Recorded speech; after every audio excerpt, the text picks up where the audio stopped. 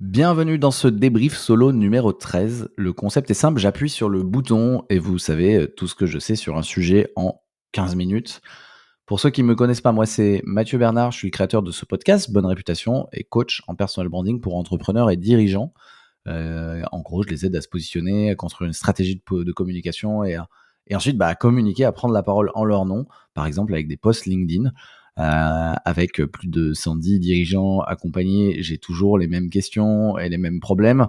Je passe ma vie à me répéter et donc les problèmes sur lesquels je me répète le plus, je les débrief ici dans ces petits épisodes capsules solo.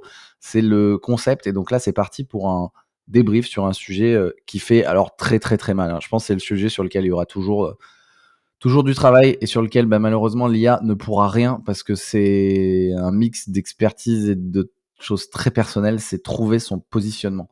Trouver son positionnement, l'IA n'y arrivera jamais parce que ça demande, en fait, de se poser des questions profondes et en fait, l'IA peut pas répondre à la place. C'est vous et donc vraiment, vraiment, ça fait mal. La preuve, c'est que vous avez beau avoir des dizaines de milliers d'abonnés, si vous êtes mal positionné, vous vendrez vraiment rien. Moi, c'est le cas, j'ai déjà vu le cas, hein. C'est le cas de Florent Albero, c'est un CEO de WIM dans le secteur immobilier que j'ai accompagné.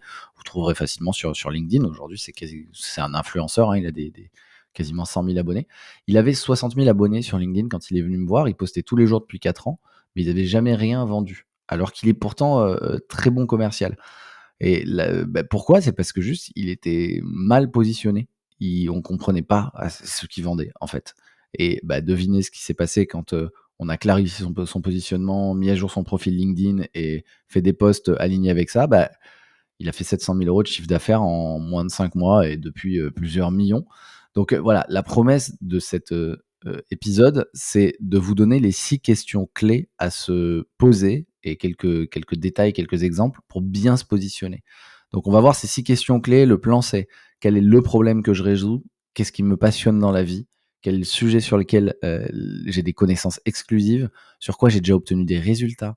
Qu'est-ce que les gens sont prêts à acheter de moi et quel type de business me convient le mieux? En fait, à travers ces questions, en y répondant, vous êtes obligé, si vous y répondez honnêtement, d'avoir un positionnement qui est quasiment unique. Parce que l'intersection de ces 6 questions, il y a quasiment personne. Même si les réponses à chaque question sont un peu basiques, vous serez forcément dans une intersection pardon, où il y a quasiment personne. Donc c'est un peu la magie de se poser honnêtement ces 6 questions. C'est un peu fastidieux, c'est un peu long. C'est que vous tombez sur une unicité, en tout cas sur votre unicité. Et si c'est pas ultra unique, c'est pas grave. Vous êtes au moins bien sur vos 2 pieds et ensuite l'unicité, elle se trouve aussi dans le temps. Parfois, il vaut mieux avoir un positionnement clair que super unique, hein. Faut pas trop céder, enfin, faut essayer de pas céder à toutes les injonctions aussi du marketing. Donc on va commencer par la première question. Quel problème quel est le problème, que je, résous? Et donc là, la question, corollaire, c'est, quelle est la valeur que j'apporte et surtout à qui, hein? Il y a la question du who. Donc, si tu es pas, capable de si vous êtes pardon, on reste dans le vouvoiement. Si vous êtes pas capable de nommer un problème, clair que vous aidez à résoudre, personne ne pourra venir vers vous, en fait. Et donc, souvent, le problème à résoudre pour un business, c'est un problème qu'on appelle dur, c'est-à-dire difficile, urgent et récurrent. OK? Donc un problème, et donc ça, c'est pour quelqu'un. Donc vraiment, c'est la double question, qui, et quoi? Et donc un exemple de problème dur, c'est: mon chiffre d'affaires a chuté car mon équipe commerciale ne prend pas assez de rendez-vous. OK. Donc ça, c'est difficile à résoudre, c'est urgent parce que mon chiffre d'affaires, il baisse et c'est récurrent, quoi. Mon équipe commerciale prend pas assez de rendez-vous. Donc une des solutions, ça peut être: je forme vos commerciaux au cold call, donc prospection téléphonique pour qu'ils prennent 30 de plus de rendez-vous. OK? Donc là, c'est qui? C'est on aide les équipes commerciales à, se former au cold call. Un autre problème dur: je suis indépendant et l'administratif me fait perdre 10 heures par semaine. OK, c'est difficile à résoudre l'administratif, c'est urgent parce que je perds 10 heures par semaine et c'est récurrent parce que c'est par semaine. OK, ça, c'est un problème dur. Donc une solution, ça peut être un logiciel de facturation automatisé qui fait gagner 10 heures par semaine. Donc en fait, voilà, le truc à retenir, là je vous ai donné des problèmes solutions, c'est que les gens, ils n'achètent pas une perceuse, ils achètent le trou parfait dans leur mur. OK? Donc les gens, ils achètent pas, un logiciel, ils achètent, une solution qui leur fait gagner 10 heures, par semaine. Et donc voilà, c'est pour ça que le 10 heures par semaine, il faut bien l'avoir cerné. Le problème, c'est pas, je veux percer. Je veux un super trou dans le mur pour acheter, le cadre. Donc les sous-questions qui peuvent aider, c'est, souvent, quand on est indépendant d'ailleurs, on résout le problème les problèmes qu'on a résolu, enfin, on aide les gens à résoudre les problèmes qu'on a résolus nous-mêmes. Donc c'est quel obstacle, les questions qui peuvent aider, c'est quel obstacle vous avez surmonté dans votre vie? Qu'est-ce que les gens viennent vous demander spontanément? Qu'est-ce que vous auriez aimé avoir comme aide il y a quelques années? Voilà, ça peut aider à résoudre un problème dur, OK? Hem, la deuxième question, hem La deuxième question, c'est, est-ce que je donne un autre exemple ou pas? Heu, non, OK, c'est bon, je pense qu'on est pas mal sur le problème. Je donnerai d'autres exemples après. La deuxième question, c'est qu'est-ce qui me passionne dans la vie? OK? Donc là, l'objectif, c'est vraiment pardon, l'objectif, c'est de trouver ce qui te fait vibrer, OK? La passion, c'est pas juste ce qui te fait plaisir, en fait, c'est aussi ce qui te met, en colère ou qui te brise le cœur, c'est ton combat, ça dépasse le boulot. Et donc c'est la question du pourquoi ou de l'ikigai. Les sous-questions, c'est: quelles sont mes valeurs?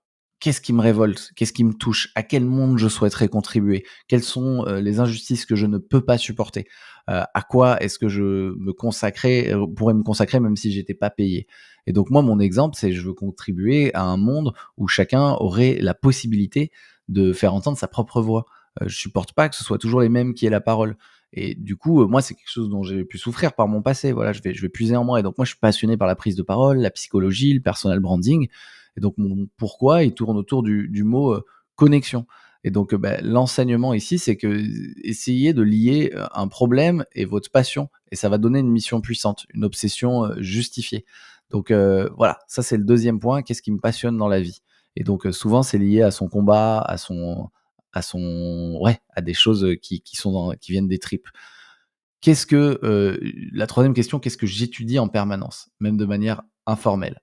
Et là, l'objectif, c'est d'identifier, sa zone d'expertise réelle. Parce que, hem en fait, l'idée, c'est que, on devient fort, dans un truc avec le temps et que, il y a forcément un truc sur lequel on a, des milliers d'heures d'avance sur le reste du monde. C'est pas grave si on n'est pas le plus fort, mais c'est une chose qu'on fait, tout le temps et donc on a des milliers d'heures d'avance. Les sous-questions, c'est quelle est, sa zone de génie? Quelles sont, les thématiques que je creuse, même le week-end? Sur quoi, j'ai exploré, approfondi sans qu'on me demande? Sur quelle formation, lecture, obsession, me suivent depuis des années, sur quel sujet, je pourrais faire une conférence de 30 minutes sans préparation. Donc ça, je vais donner un exemple. Par exemple, l'exemple d'Émilie Paüs qui est passée dans mon podcast. Elle est obsédée depuis toujours par le style vestimentaire, mais son métier à la base, c'était assistante sociale du travail. Elle accompagnait des gens dans leurs évolutions de carrière, et leur bien-être au travail. Elle s'est rendue compte qu'elle pouvait aider énormément les gens, et notamment les professionnels, à prendre confiance en eux, à s'affirmer, à faire des ventes, et cetera, en travaillant leur style vestimentaire. Ça, elle l'avait toujours dissocié de son taf, mais elle s'est dit: «Bah, en fait, non, je sais accompagner les gens et j'adore le style vestimentaire et ça peut avoir un impact». Donc en fait, elle en a fait son métier, ça existait pas forcément, mais styliste personnelle et experte en stratégie d'image. Donc elle accompagne toujours des professionnels, mais sur son sujet préféré, le style vestimentaire. Elle a osé se lancer là-dessus. On a fait un super épisode ensemble et là, l'enseignement, c'est que la zone de génie, elle se trouve rarement dans un domaine qu'on a étudié à l'école, mais dans une intersection de compétences. Et donc le résultat quand on trouve ça, c'est sa zone de génie, c'est que quand vous parlez aux gens, ils disent: «J'ai une émotion quand j'écoute cette personne parler du sujet parce que j'avais jamais ressenti avant». Quand quelqu'un est passionné, quand vous êtes passionné, vous avez les yeux qui brillent et ça se ressent énormément et donc voilà, c'est important aussi. La question numéro 4. Là, on a répondu à 3 questions. On a dit: «Quel est le problème que je résous?» OK. Qu'est-ce qui me passionne dans la vie? Qu'est-ce que j'étudie en permanence? Quelle est ma zone de génie? Ça peut être, l'intersection des 2. 4e question, sur quoi est-ce que j'ai déjà obtenu des résultats? L'objectif là, c'est de valider votre unicité, valider que votre unicité repose sur de l'expérience, vécue, utile et pas sur des théories. Les sous-questions, c'est, comment, enfin, qu'est-ce que vous avez accompli que d'autres veulent aussi faire? Quelle transformation vous avez vécue? Quelle victoire vous avez, remportée seul? Et donc, là, bah, je prends l'exemple de Charles Elias Farah. Il est passionné de finance et d'investissement perso depuis toujours. Il a obtenu des bons résultats sur ses investissements et quand ses amis lui demandaient des conseils, ça demandait des résultats aussi. Bon, lui, il était consultant et il est devenu conseiller en investissement et formateur et du coup, il a monté sa boîte autour de ça et il réutilise bien sûr tous ses talents de consultant. Donc l'enseignement, c'est ce vends ce que tu as déjà fait avec succès. C'est ce qui rend différent en fait, c'est de faire plus de ce qu'on fait déjà bien. Donc voilà, en répondant à cette question, on va trouver des choses qu'on a déjà fait avec succès et c'est pas grave s'il y a pas tout de suite d'intersection, mais c'est important de le poser. Cinquième question, qu'est-ce que les gens sont prêts à acheter chez moi? Là, l'objectif, c'est de savoir ce qui a une valeur monétisable chez moi.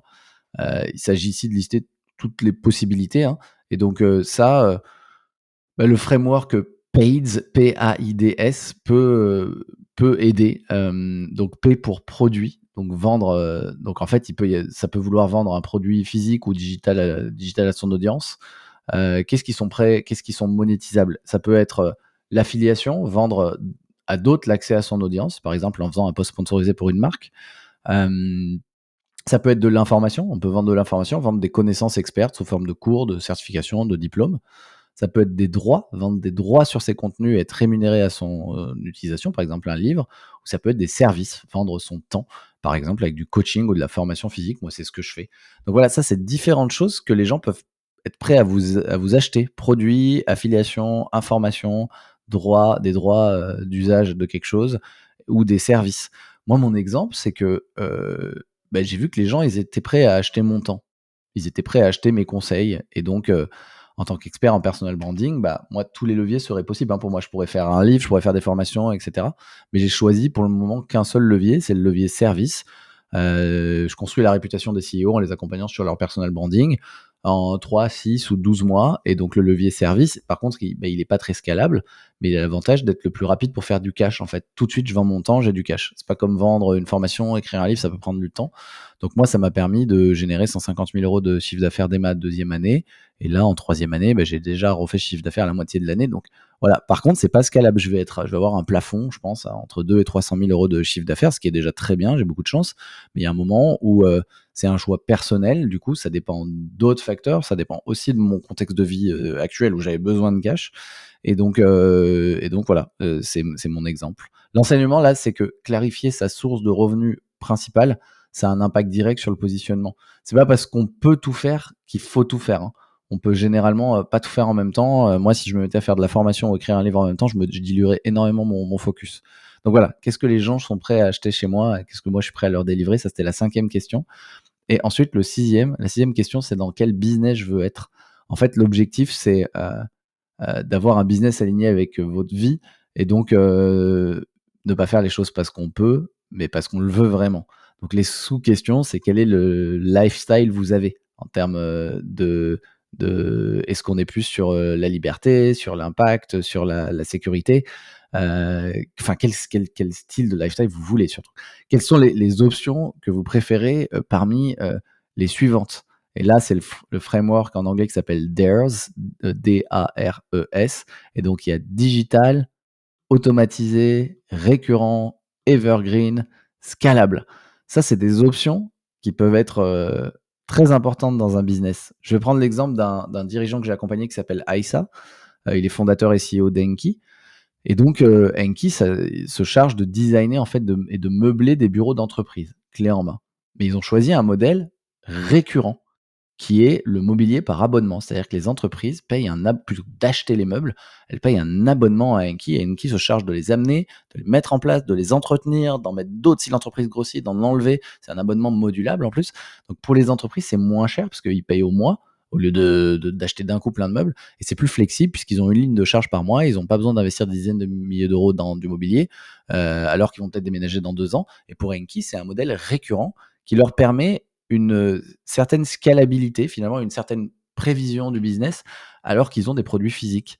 Donc ça, voilà, par exemple, même dans des produits physiques, on peut choisir de faire un modèle d'abonnement récurrent. Voilà, donc là, c'est pour montrer que le business dans lequel vous voulez être, c'est vraiment important. Ils auraient pu choisir de pas du tout faire du modèle récurrent et de faire, un truc, 100 digital où les gens commandent leurs meubles, et cetera. Non, non, là, c'est eux qui viennent mettre en place, donc voilà.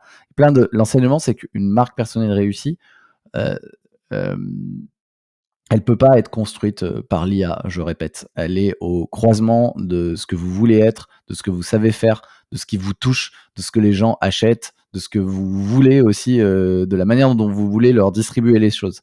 Et donc, voilà, ça reste une digitalisation et une monétisation de la réputation.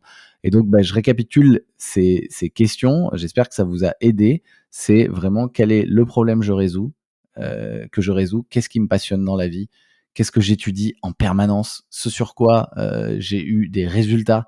Qu'est-ce que les gens sont prêts à acheter chez moi? Et dans quel business je veux être? Si vous répondez à ces questions honnêtement, vous allez trouver des intersections. Ce sera peut-être pas parfait au début, mais vous allez avoir le champ des possibles des positionnements, et ça va à minimum vous ouvrir les yeux sur ce que vous voulez vraiment. J'espère que ça vous a aidé. C'est tout pour ce débrief. J'ai fait un récap de tout ce que je vous ai dit là dans une newsletter que je mets en lien, sous l'épisode. En fait, tous mes débriefs, ils sont aussi en format écrit et intemporel dans ma newsletter, le carnet de Mathieu. Si ça vous a plu, vous pouvez aussi le partager à une personne que ça pourrait aider. Mettre 5 étoiles, c'est le meilleur moyen d'aider le podcast. Et voilà, moi, mon métier, c'est coach en personal branding pour entrepreneurs et dirigeants. Je les aide notamment sur leur, positionnement, et je réponds, à toutes les questions, si vous en avez, ou à toutes les sollicitations, principalement sur LinkedIn. À plus, je vous dis à bientôt. Ciao, ciao.